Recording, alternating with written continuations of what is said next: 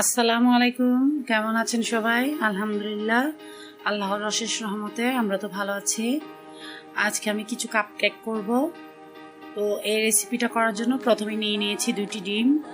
এই ডিমগুলো রুম টেম্পারেচারে ফ্রিজ থেকে বের করার সাথে সাথে নেওয়া যাবে না, অন্ততপক্ষে 30 থেকে 30 মিনিট কি 1 ঘন্টা আগে বের করে নিতে হবে। ঠান্ডা ডিম দিলে কিন্তু কেকটা ফুলবে না। তো ডিমের কুসুমগুলো আমি আলাদা করে নিয়েছি। এবার সাদা অংশটা বিট করে নিব। আর যদি আপনাদের কাছে বিটার না থাকে তাহলে হ্যান্ড হুইক্স দিয়েও করা যায়, কোনো সমস্যা নেই, একটু সময়টা বেশি লাগবে এই আর কি। তো আমি এটাকে মোটামুটিভাবে ফর্ম করে নিচ্ছি। এবার মিডিয়াম ফর্ম হওয়ার পর আমি একে একে 2টি কুসুম দিয়ে দিয়েছি। এবার এখানে কিছুক্ষণ বিট করার পর আমি দিয়ে দিচ্ছি চিনি। এই কেকটা বানাতে আমি কি উপকরণ ব্যবহার করেছি এবং কি পরিমাপের দিয়েছি এটা অবশ্যই আপনারা কেউ এই রেসিপিটা করতে চাইলে ডেসক্রিপশন বক্স থেকে প্রথমে ভালো করে দেখে নেবেন। এতে করে কেকটা কিন্তু আমারটার মতোই হুবহু একই হবে। তো এখানে আমি আরও দিয়েছি সয়াবিন তেল আর ভ্যানিলা এসেন্স, এতে করে কাঁচা ডিমের গন্ধটা থাকবে না। তো এগুলোকে এবার কিছুক্ষণ আমি বিট করে নিব।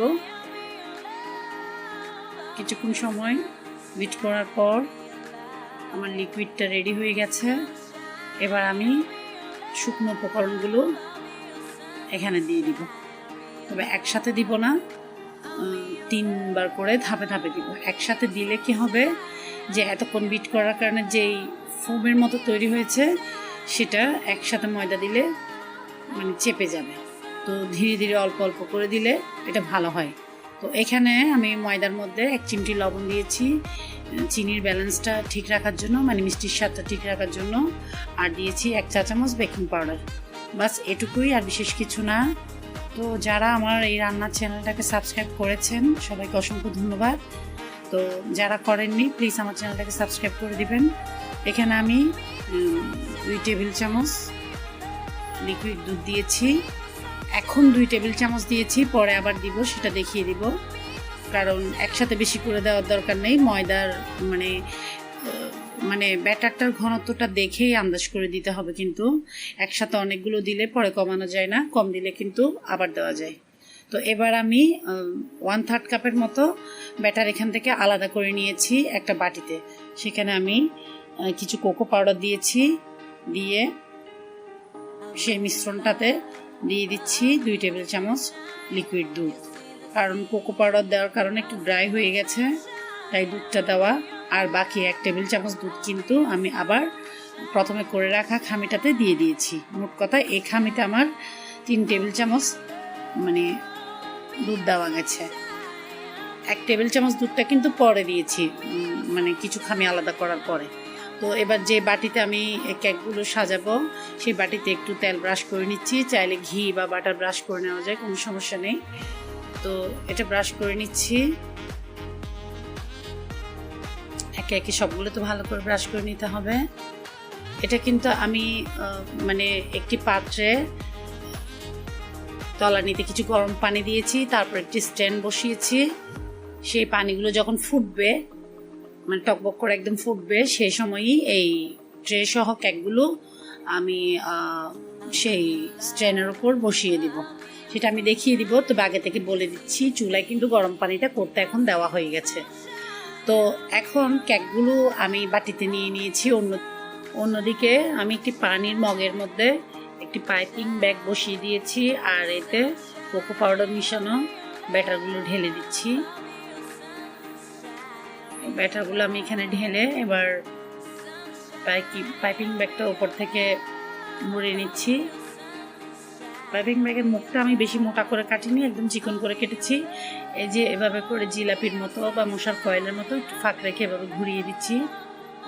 এটা মন মতো করে যেমন ইচ্ছে তেমন করে সাজানো যায়, আমি এভাবেই সাজালাম।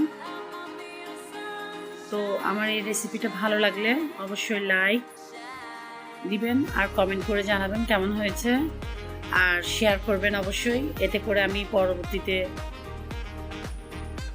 নতুন রেসিপি করার উৎসাহ পাবো। আর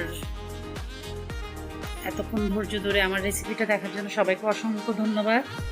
এটা চাইলে 4 বারও কাঠি দিয়ে করা যায়, আবার 4 বার করার পর এটাকে আমি আবার আরও ঘন করে দিব, সেটাও দেখিয়ে দিচ্ছি।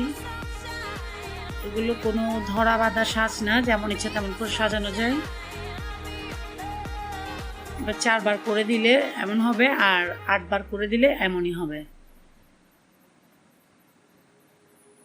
তো আমি বাকিগুলো একে একে সাজিয়ে নিব। আর এই কেকটা গরম পানির উপর স্ট্যান্ডে, মানে গরম পানির উপর আমি স্ট্যান্ড দিয়ে রেখেছি, সেই স্ট্যান্ডের উপর যখন দিব মিডিয়াম হিটের মধ্যে প্রায় 15 থেকে 20 মিনিট, এর বেশি সময় কিন্তু মোটেও লাগবে না, মানে এটা খুব ভালোভাবে হয়ে যাবে, এর বেশি সময় লাগবে না, মিডিয়াম হিটে দিলেই যথেষ্ট। আমার এগুলো প্রায় 15 মিনিটের মধ্যে হয়ে গিয়েছিল, তারপর আমি 20 মিনিটের মতো বসিয়ে রেখেছিলাম। এই যে একে একে সবগুলো আমি সাজিয়ে নিচ্ছি।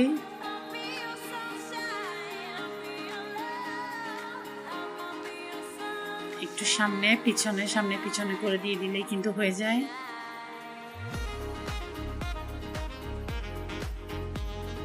এবার আমি এটা যেই পাতিলের মধ্যে দিব বলেছিলাম সেখানে বসিয়ে দিয়েছি, নিচে কিন্তু স্ট্যান্ড আছে, আর প্লেটটা একটু পানিতে ভেসে থাকে মতো, হালকা ভেসে থাকে মতো করে দিয়েছি, আর উপর থেকে ঢাকনা দিয়ে ঢেকে জাল করেছি 20 মিনিট। এবার এমনই ফুলে উঠেছে, টুথপিক দিয়ে চেক করে নিয়েছিলাম, এই যে দেখতে এমন হয়েছে। এবার ঠান্ডা হওয়ার পর আমি একটু ছুরি দিয়ে চারপাশ থেকে হালকা করে উঠিয়ে নিলে কিন্তু এটা এই যে খুলে গেল, কোনো ঝামেলা নেই, একদম সিম্পল একটি রেসিপি, যে কোনো সময় ঝটপট ঘরে তৈরি করে নেওয়া যায়।